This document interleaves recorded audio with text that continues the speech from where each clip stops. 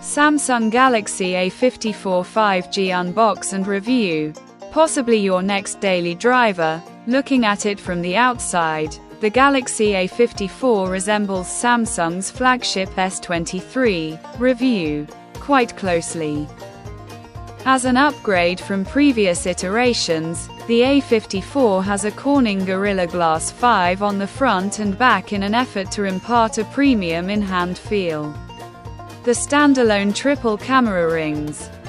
Sans any housing, are reminiscent of the handset's more premium siblings, and it is a design choice that I appreciate. In terms of weight, the A54 is a reasonably light offering and tips the scales at 202 grams while having a thickness of about 8.2 mm. The violet color variant sent to me is a soothing shade that isn't overly bright.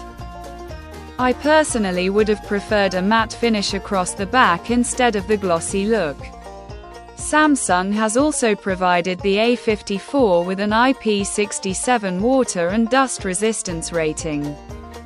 Apart from that, you get the usual in terms of a USB Type-C port, a dual speaker setup, and a nano SIM slot.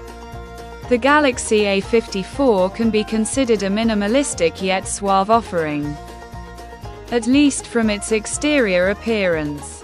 Samsung and a segment-leading display go hand in hand, and it holds true even for the company's mid-range series. The A54 packs in a 6.4-inch Super AMOLED panel that has FHD Plus resolution and 120Hz refresh rate. Really, the only thing against the viewing experience is the presence of rather chunky bezels on all sides. However, Samsung has left no stone unturned in an attempt to provide a nice visual experience via the A54's display. The screen can get up to 1000 nits in terms of peak brightness to make it easily legible in sunny outdoor conditions. The company also claims a marked reduction in blue light emissions, as low as 6.5%, which should lower the stress on your eyes, far as viewing content goes. The A54 has a knack for outputting punchy colors accentuated by the AMOLED panel's deep blacks.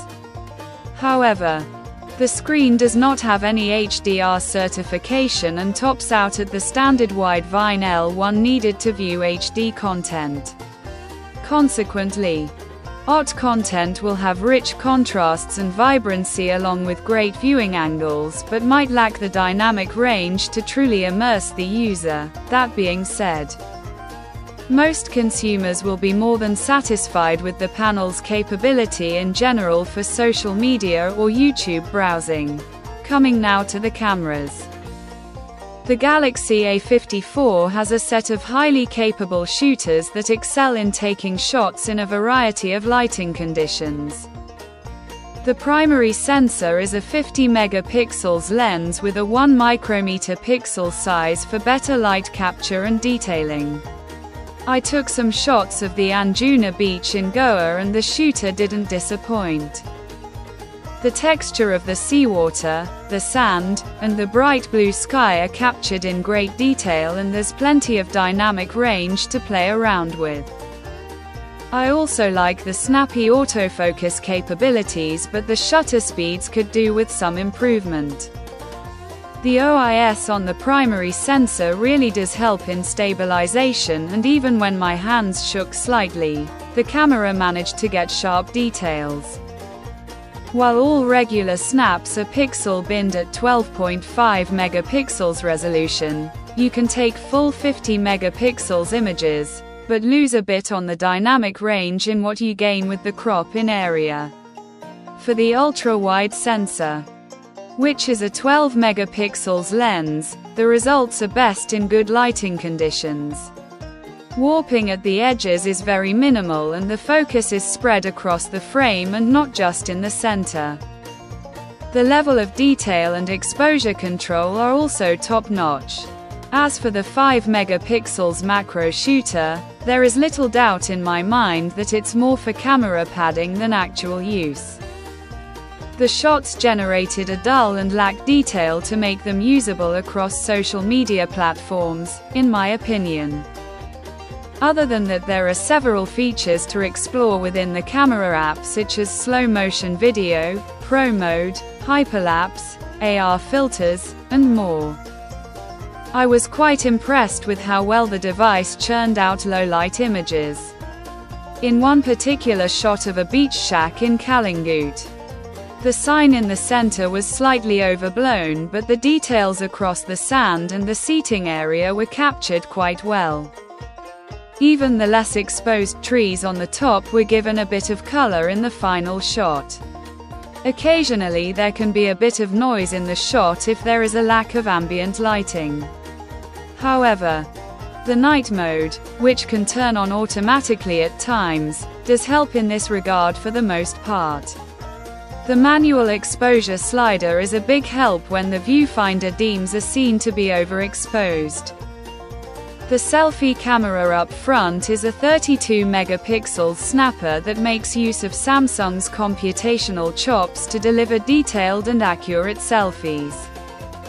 Let's get on to performance on the A54 5G, and here we see the comeback of Samsung's Exynos SoC, specifically the Exynos 1380. It is an octa-core 5nm chipset with 4 Cortex-A78 cores and 4 Cortex-A55 cores. To cut a long story short, the A54's processing capabilities are nothing out of the ordinary. At the handset's price point, rivals are offering nearly flagship-grade performance, which the Exynos 1380 does not.